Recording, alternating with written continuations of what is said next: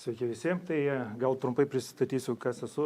Esu Japonų įmonės atstovas, bet ta Japonų įmonė gera žinia tai, kad turi atstovybę Lietuvoje. Tai aš esu iš vietinės atstovybės Lietuvoje.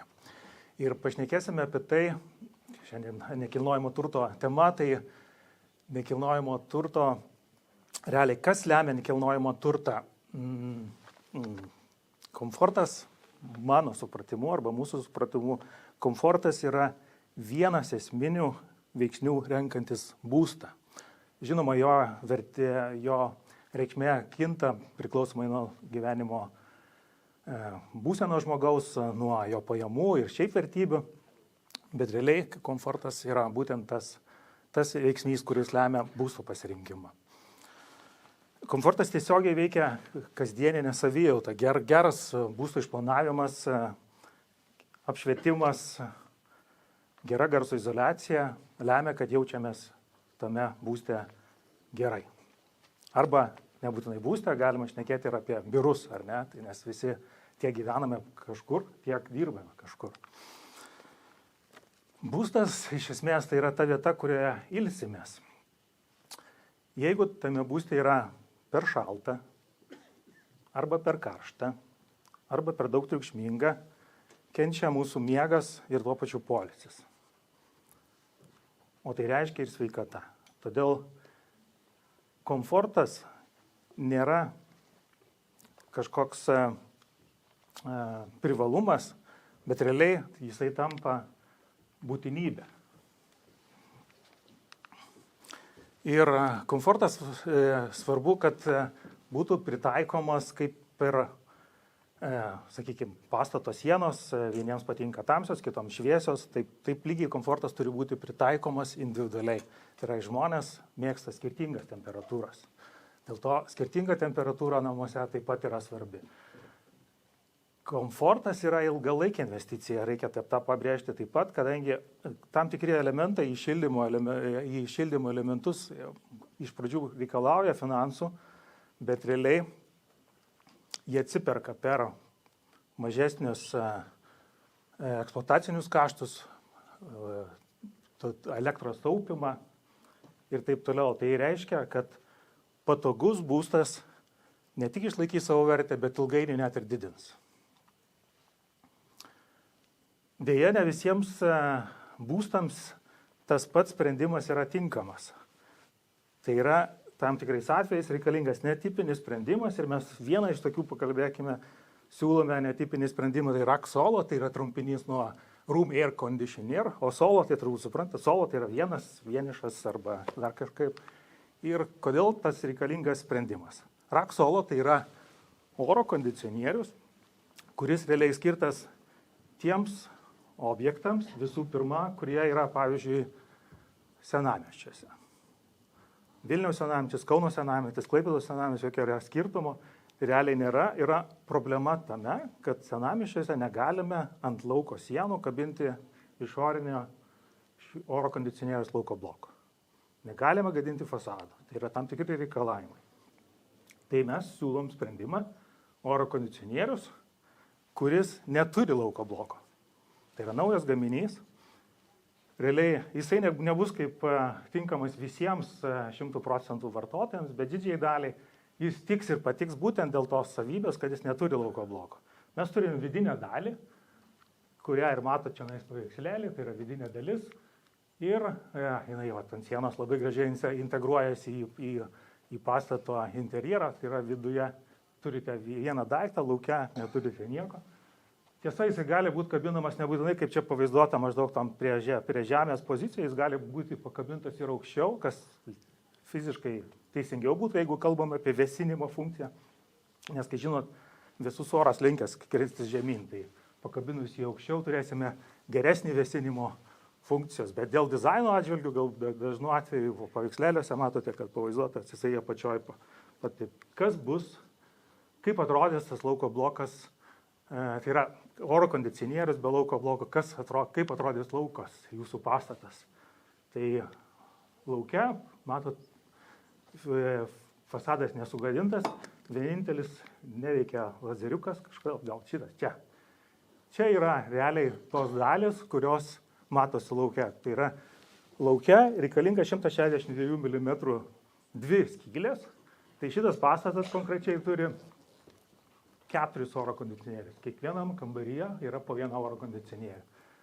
Tai jo yra pagrindinis privalumas ir išskirtinumas būtų to, kad mes negadiname lauko fasado, fasadas lieka švarus. Tai jisai, kaip minėjau, skirtas paveldo objektams. Klausimas, kaip reglamentai Lietuvoje ar nedraustų netgi tokias skyles daryti, bet kaip atsakymas, pavyzdžiui, Italijoje, Romos koliziejus tikrai svarbus paveldo objektas. Ten buvo įmanoma šitą oro kondicionierių sumontuoti ir ten leido tą padaryti. Jeigu terasa, sakykime, vėlgi, nieks net neįtartų, kad pas jūs yra namuose oro kondicionierius. Papildoma vertė, kad ne tik kaimynai nematys, bet ir balandžiai netupės, ar ne? Kadangi lauko bloko nėra kur atsitūpti balandžiams. Žinot problemą, kai balandžiai tupi ant lauko bloko oro kondicionierių, estetinis vaizdas nekoks. Tai čia buvo vienas sprendimas, kuris, toksai, kaip sakiau, galbūt galėtų patikti architektams arba tam tikriems objektams, nes norint turėti komfortą, kai kurie pastatai tiesiog neturi jokio sprendimo arba turi tokį. Tai žinokit, kad toks egzistuoja. Kitas sprendimas, Airjet Stream. Vėlgi, jeigu mes turime didesnės erdvės, ne tik tai pastatas, ne tik tai biuras, bet turim tokias erdvės kaip sporto salės, didžiulės erdvės, juose atvėsinti arba užtikrinti komfortą yra tiek pat sudėtinga, nes kuo didesnė erdvė, tuo problematiškiau arba neekonomiškiau mes ją šildysime. Tai yra didesnė erdvė, susidaro problema ta, kad šaltas oras susisluoksniuoja apačioje, karštas oras kyla į viršų. Net jeigu jūs tą pačią patalpą sandėlį, savo sporto salę, nežinau, bažnyčią, bandote už visą patalpą prišildyti, net šildydami grindis arba šildydami su oro kondicionieriais, šilumos siurbliais, pūsdami orą į žemę, jis turi tokią keistą savybę šilumą kilti viršų. Ir kuo aukštesnė pastato tūris, tuo temperatūra šilta sukils į viršų. Ir kiekvienas metras prideda maždaug 7% šilumos pokyčių. Kokia yra problema? Kad šildome labai neefektyviai. Kaip tai spręsti? Turim sprendimą, tiesiog iš viename sienos pusėje ir kitame pusėje statomas toksai įrenginys, Airjet Stream, taip ir jis vadinasi, ir pučia orą vieną į kitą. Tai yra priešinį oro srautą sudarius, gauname oro užuolaidas, kurios uždaro šiltą orą apačioje. Viršutinis tūris mums nebeįdomus, mes jo nebešildome, mes užlaikome šiltą orą, o šiltą orą galime reguliuoti su tom pūtimo erdvėm, nukreipdami į žemę. Tai yra mes sutaupome daug elektros, iš vis šildymo kaštai sumažėja, kadangi mes šildome nebe visą tūrį, mums tikrai neaktualu ir neįdomu, kas bus viršuje, nes ten žmonės nevaikšto, mums yra aktualu ten, kur dirba darbuotojai, kur vaikšto žmonės, kur tiesiog vyksta gyvenimas, tai būtent ta patalpos dalį ir bus atvėsinama. Tai nėra kažkoks labai unikalus sprendimas, labai paprastas, bet kaip sakoma, genialukas paprastas, ar ne? Tai šiuo atveju yra būtent toks sprendimas. Oro užuolaidas, atstumas tarp kitko nuo vieno įrenginio iki kito, jis gali pūsti 30 metrų atstumu nuo savęs. Tai reiškia, mes galim turėti 60 metrų erdvę, kurioje padarytos tos užuolaidos ir sulaiko. Lietuvoje, aišku, mes dažniausiai šnekam apie šildymą, nes mums aktualiau, bet kuo toliau, to vasaros karštėja, tai vasaros metu lygiai tą patį galime vėsinti, bet vėsinti yra mažesnė problema, nes, kaip sakiau, net ir su standartiniais oro kondicionieriais, kai vėsinam, oras linkęs leisti žemyn vėsus, tai ta problema yra lengviau sprendžiama, bet tas pats įrenginys, aišku, gali tiek vėsinti, tiek šildyti. Jų yra skirtingų galių, vienas, matot, viršuje yra su 2 erdvėm oro išpūsti, 4 didesnėms ir atitinkamai yra lauko blokai didesni arba maži, PKNX sistema yra, tai vadinama. Dar vienas yra sprendimas, Aquarea Loop arba Žemos temperatūros šildymo žiedas, kontūras, akvarėja, tai yra Panasonic šilumos siurblių oras vanduo pavadinimas, toks kaip papildomas prekinis ženklas. Ir šitas sprendimas yra skirtas daugiabučiams ir taip pat naujas sprendimas, dėl to mes jį pristatinėjom kaip netipinį sprendimą, nestandartinį sprendimą daugiabučių namų renovacijai, pagrindė skirtas renovacijai. Ir kai mes kalbam apie daugiabučių namų renovaciją, visi turbūt iš karto mintise prisimenat, kaip tai atrodo. Tai yra gražiai sutvarkomos sienos, izoliuojamos sienos, bet dažniausiai tuo sprendimas ir baigėsi. Tai reiškia, mes sumažiname pastato šilumos poreikį, kas yra labai gerai, nes reikia mažiau jį šildyti, bet galime žengti dar vieną žingsnį toliau. Problema su tuo, kad renovuojant daugiabučius namus mes paliekame esamą egzistuojančią šildymo sistemą, tai yra radialinė sistema. Dažniausiai tai paliekama ne dėl to, kad ji labai gera, bet dėl to, kad mažesni kaštai, nesinori niekam ten griauti vamzdžių ar ne, labai suprantama, sumažėja renovacijos kaštai ir žmonės jau džiaugiasi tuo, ką sutaupo dėl to, kad pastato sienos yra ir langai galbūt pakeisti. Tai jau sutaupomas tame, bet kad veiktų gerai šildymo sistema daugiabučiuose, mes turim paduoti gan aukštos temperatūros srautą į tą žiedą, į radiatorius, sakoma 60-65 laipsniai turėtų būti. Tai yra gan brangu. Vienas dalykas, kad aukštą temperatūrą palaikyti radiatoriams, tai mes turim nemažus nuostolius, nes vamzdynai, kol atiteka visas mūsų vanduo iš sistemos į kiekvieną radiatorių, mes turim praradimą, kol jis teka. Ir gan brangu, kuo aukščiau norim palaikyti temperatūrą, to brangesnis yra šildymas. Tai sprendimas su Aquarea Loop statoma vietoj esamos centrinės šildymo sistemos Aquarea šilumos siurblį, oras vanduo. Vieno šilumos siurblio pakaktų daugiabučių namui, nes turim pakankamai didelės galios šilumos siurblių. Ir į srautą, tą patį vamzdyną, paduodam tik 25 laipsnių temperatūros srautą. Tai yra gerokai žemesnis temperatūros srautas bus pakankamas. Kai kurie galbūt iš karto prieštarautų, kad tokio srauto nepakaks, jeigu mes paliekame esamą vamzdyną ir radiatorius ir tie, taip sakydami, bus teisūs, nes tos temperatūros tikrai ne visiems užteks, nes, kaip sakiau, vieni žmonės nori taupyti ir gyventi 18 laipsnių temperatūroje, kiti nori 22, o kitiems ir 25 laipsnių nepakanka, jie nori jausis Lietuvoje taip pat gerai, kaip ir, nežinau, atostogaudami kažkur pietų kraštuose. Tai mes papildomai vietoj radiatorių siūloma keisti tokius įrengius Aquarea Loop, taip jisai ir vadinasi Aquarea Loop. Ir tas įrenginys ir tampa kaip mažas šilumos siurblys kiekviename bute, jis pakelia temperatūrą iki reikiamos tam vartotojui. Tai reiškia, mes įstojam sistemai, turėdami mažesnę temperatūros rautą, sutaupome, nes net neturime didelių praradimų šilumos, kol padovinėjom tą temperatūrą.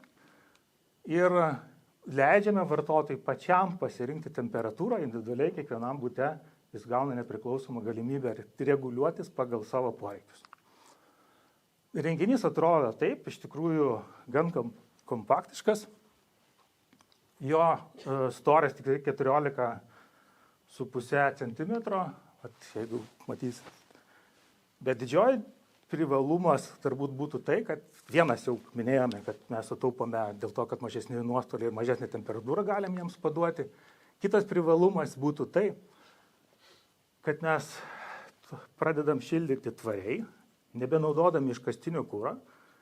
Tai reiškia, atsinaujinančios energijos šaltiniais naudojantis šilumos siurblys gali užtikrinti tokį srautą, pigiai užtikrinti tokį srautą į pastatą, bet papildoma dar didelė vertė bus tai, kad su šituo pačiu įrenginiu mes galime ne tik šildytis žiemos metu, bet vasaros metu vėsintis. Tai reiškia, butai turės, sakykime, savotišką oro kondicionavimo sistemą. Nebereikės butuose statyti oro kondicionavimo sistemos, kas yra ir iš tikrųjų labai komplikuota. Įsivaizduokit, Karoliniškių 9-aukštėme bandymą sumontuoti oro kondicionierius. Tiesiog tai neįmanoma, nes sienos neapkabinėsi lauko blokais, yra problematiška. Jeigu mes pakeistume esamus radiatorius prie to pačio vamzdyno prijungtume Korea Loop, mes turėtume tą patį įrenginį, kuris žiemą šildo, o vasarą vėsina. Tai toks būtų įdomus, gan paprastas, vėlgi dar kartą paprastas sprendimas, bet tam, kad jis atsirastų ir pradėtų jį kažkas naudoti, montuoti, visų pirma reikia, kad apie jį sužinotų, ar ne? Tai dėl to mes čia ir esam.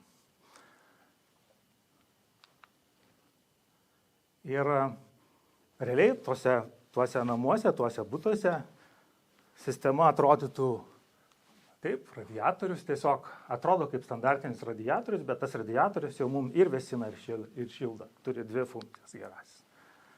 Tai tie būtų tokie technologinės, ne technologijai, bet įrenginių sprendimai, bet mes turim taip pat ir technologijas. Tai yra ne tik tai pats įrenginys, bet turim technologiją patentuotą, Panasonicas sukūręs tą technologiją gan anksčiau, bet dar iki šiol nedaug kas ją žino, dėl to aš noriu apie ją papasakoti ir kam ta technologija yra skirti. Tai yra, ši technologija naudojama mūsų oro kondicionavimo sistemose arba oro šilumos siurbliuose. Tai jūs turėdami oro kondicionierių, kaip pavyzdys iš Panasonico, galit naudotis privalumais ir nes ši technologija bus integruota į oro kondicionieriaus vidaus bloką. Ir šita technologija yra svarbiausia sukurta tam, kad patalpose oras būtų toks pats geras kaip ir lauke. Mes nekeičiam oro, mes gerinam oro kokybę patalpoj, o problema, kodėl ją reiktų gerinti, dėl to, kad patalpose žmonės, nežinau, neturiu europiečių statistikų, bet Amerikos vidutinis gyventojas 90% praleidžia uždarose patalpose. Savo gyvenimo 90% praleidžia uždarose patalpose. Uždaras patalpas mes vadiname ir automobilius, irgi yra uždara patalpa. Tai įsivaizduokit, koks didelis procentas. Europoje tikiu, kad mažesnis procentas, bet kokiu atveju. Jeigu mes būnam labai daug darbuose, namuose, paprastai tai yra patalpa ir turime problemą tai, kad patalpoje uždaroji dažniausiai oras yra daug labiau užterštas negu lauke. Apie 6-7% gali būti net skirtumai. Ir kaip ta technologija veikia, dabar čia trumpas filmukas, tikiuosi, kad pasileis. X surenka nematomą ore esančią drėgmę ir ją veikia aukšta įtampa, generuodama didžiulius vandenyje esančių hidroksilo radikalų kiekius. Nanoe X paleidimui ir paskirstimui visoje patalpoje panaudojamas Panasonic oro kondicionieriaus kuriamas oro srautas. Nanoe X dalelę sudaro didžiulis hidroksilo radikalų esančių vandenyje apvalkalo ir taip nuslopina virusą. Šio proceso metu hidroksilo radikalai pavirsta stabiliomis vandens molekulėmis. Nanoe X gali išgyventi apie 10 minučių ore ir užpildyti visą patalpą. Taigi, Nanoe X veiksmingai saugo ne tik nuo ore esančių virusų, bet ir nuo virusų prilipusių prie patalpos paviršių. Turi keletą privalumų, netgi ne tai, kad keletą, 7 privalumus vienoje. Tai vienas iš tų privalumų būtų, kaip gerina oro kokybę, tai valo kvapus. Pavyzdžiui, cigarečių kvapai labai efektyviai panaikinami. Natūraliai, aišku, jau atidarius langą jūs galite pravėdinti, bet įjungus tą technologiją per 12 minučių sumažėja apie 50% intensyvumas, po 2 valandų praktiškai jokio kvapo nebus. Ir turiu pabrėžti, kad kvapo nebus ne tik ore, bet cigarečių kvapas turi savybę įsiskverbti ir į kilimus, net ir jūsų gyvūnai, jie taip pat kvepės tuo cigarečių kvapu, bet jeigu jūs turėsite šitą technologiją, kadangi tos dalelės paleidžiamos į orą yra super mažos, jos įsiskleidžia į drabužius, į užuolaidas, į kilimus ir išvalo orą nuo to kvapo nemalonaus taip pat. Tai kvapas gali būti įvairus, ne tik cigarečių, bet sakykime, prideginot kažką namuose, palikot šiukšlės, dar kažkokias kiti kvapai, galima bus daug efektyviau išnaikinti. Pelėsės, net 8 rūšių pelėsės naikina šita technologija taip pat, tiek prilipusi kažkur prie patalpoje prie sienų, tiek ore skrendžiantis sporas naikinamos ir jos neleidžia pelėsių daugintis. Žiedadulkės pavasarį žmonės turi savybę. Kai kurie turi alergiją žiedadulkėms, tai turėdami tokią technologiją ir vėdindami arba šildydami patalpą kartu įjungia šitą technologiją, jūs žiedadulkės taip pat susilpnysit jų aktyvumą ir žmonės bent jau esantis toj patalpoje nebereikės naudotis medikamentų. Viskas yra moksliškai įrodyta, jūs galite įeiti Panasonic puslapį ir pasižiūrėti iš tikrųjų, koks efektyvumas konkrečiai žiedadulkei, jeigu jūs esate alergiškai konkrečiai ir žinote, kuriai alergiški. Skirtingi alergenai, tai kaip sakiau, šita technologija skvarbi ir skvarbi ir į medžiagas, nes super mažo dalelės yra. Kenksmingos medžiagos, taip pat viena iš tokių kenksmingų medžiagų pesticidai, aišku, iš, sakykime, kopūsto nepanaikins pesticidų, kurios yra viduje, bet esmė yra, kad paviršių galima išvalyti ir bent jau paviršius bus švarus nuo pesticidų. Svarbiausia turbūt jo ir įdomiausia dalis yra bakterijos ir virusai, tam tikras bakterijas ir virusus, tai tiek ore sklendančius gali išnaikinti šitą technologiją ir jeigu mes įjungsim, galim po kelių valandų, žiūrint kokios patalpos dydis, bet, sakykime, palikę per naktį tą technologiją veikti, kitą dieną atėję į patalpą, mes esam garantuoti, kad jokio viruso tame tarpe COVID tojo patalpoje nėra. Ta patalpa bus sterili nuo COVID viruso, kaip pavyzdys, nes jinai bus išvalyta tos technologijos pagalba, efektyvumas 99 su viršum procentų.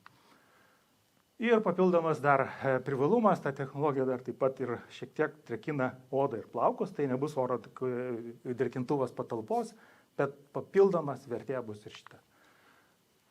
Tai 7 technologijos privalumai šalina nemalonius kvapus, bakterijas, virusus, pelėsius, alergenus, žiedadulkes, pavojingas medžiagas, drėkina odą ir plaukus. Dar vienas papildomas technologijos Dar vienas sprendimas tiems žmonėms, kurie jau turi šilumos siurblius, o kaip žinot, šilumos siurbliai išvis yra šiai dienai pats tvariausias šildymo būdas ir turbūt ekonomiškiausias, bet netgi tie vartotojai, kurie jau turi šilumos siurblį, bet nori dar papildomai sutaupyti, gali pasirinkti bendrą mūsų sprendimą Tado su Panasonic, bendradarbiauti. Tado yra vokiečių startupas, kuris bendradarbiauja šiuo metu su Panasonic, kur mes siūlome sprendimą dar papildomai suvartoti, sutaupyti energijos kaštus tiems vartotojais, kurie turi jau šilumos siurblį. Bet reikia tik tai šilumos siurblio ir papildomai įrenginio, kuris vadinasi Tado Heat Pump Optimizer arba optimizatorius, tiesiog prisijungia per laidą prie šilumos siurblio ir gali sistema būti komplektiškai sudėtingesnė, bet realiai, kaip sakiau, šilumos siurblys, pagrindinis dalykas, ko reikia, ir optimizeris. Prijungę šitos du dalykus, vartotojai, kurie naudojasi šilumos siurbliai, gali taupyti papildomai 22%. Iki statistiškai tai paskaičiuota, vieni galbūt mažiau, kiti daugiau. Ir kaip tai bus padaroma, tai yra sistema už jūs seka tam tikrus parametrus ir leidžia šilumos siurbliui dirbti tada, kada bus jam pigiausia. Tai yra, jeigu jūs turite dinaminius elektros kainos tarifus, sistema matys, kada toj dienos laikotarpyje elektra bus pigesnė, tada leis šilumos siurbliui dirbti maksimaliu režimu. Tada, kada yra piko valandos, sakykime, ten žinom, kad nuo 6 valandos iki 22 valandos elektros kainos bus brangiausia, šilumos siurblio darbas bus apribojamas, neišjungiamas, bet apribojamas, sumažima jo gale, tam, kad taupytų jūsų elektrą. Kitas privalumas, sistema netgi mato, ar jūs turite saulės elektrinę. Jeigu turite saulės elektrinę, ji gali matyti, kada saulė bus danguje, tai yra orų prognozė stebėdama. Vėlgi mato, kad pavyzdžiui, žinom, kad šiandien ryte dabar apsiniaukia, bet nuo 3 valandos saulė patekės. Tai iki 3 valandos šilumos siurbliui leidžia dirbti minimaliu režimu. Žino, kad 3 valandą įsijungs saulė, sakykime, atsiras saulė ir tada galima bus leisti šilumos siurbliui maksimaliai dirbti, taip sutaupant dar papildomus kaštus.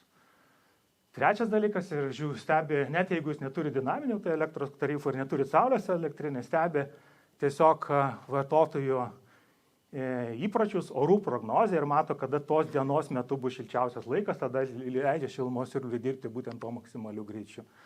Ir stebėdama vartotojų įpročius, nes vis tiek dažniausiai šeima vienu metu naudojasi daugiau vandens, kitų mažiau, rytais, pavyzdžiui, mato, kokį kiek išnaudojat vandens, vakarais vėlgi ir tada optimizuos pagal vartotojų įpročius, prisitaikys prie vartotojų, kitaip sakant.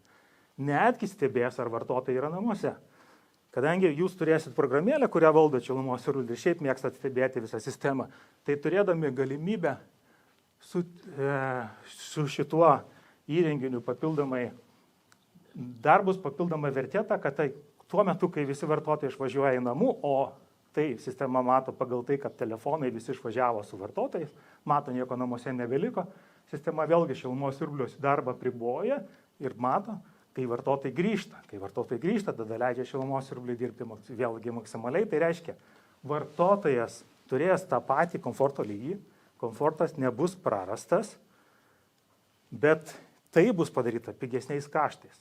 Žinoma, jūs viską tą, ką aš išvardinu, galit padaryti rankiniu būdu, bet kuris vartotojas nori pastoviai stebėti. Šitą 15 minučių elektra dar nebrangi, dar leidžiu šilumos siurbliui dirbti, ar ne? Kita 15 bus brangesnė, tada sustabdau. Čia viską už jūs padaro, tai ta sistema suskaičiuoja įvertina. Netgi tokius elementarius dalykus, kaip atidaryto lango detektorius yra. Jeigu jūs atidarot langą, sistema supranta, šitas vartotojas jau jaučiasi per daug šiltai. Jis atidarė langą dėl to, kad nori pravėdinti arba tiesiog kažkas atsitiko, ar ne? Tai kam šildyti patalpą, kurioje yra atidarytas langas? Tai tada jis tą patalpą sustabdo šildyti. Ir tai papildomai vartotojai taupo pinigus. Tai tiek tokių nestandartinių arba standartinių, mes vadinam standartinių sprendimų, nestandartiniams vartotojams ar nestandartiniams objektams, bet esmė yra, kad labai daug sprendimų yra, tik tai reikia jais naudotis. Tai tiek iš mano pusės klausimų, jeigu bus, tai laukiu.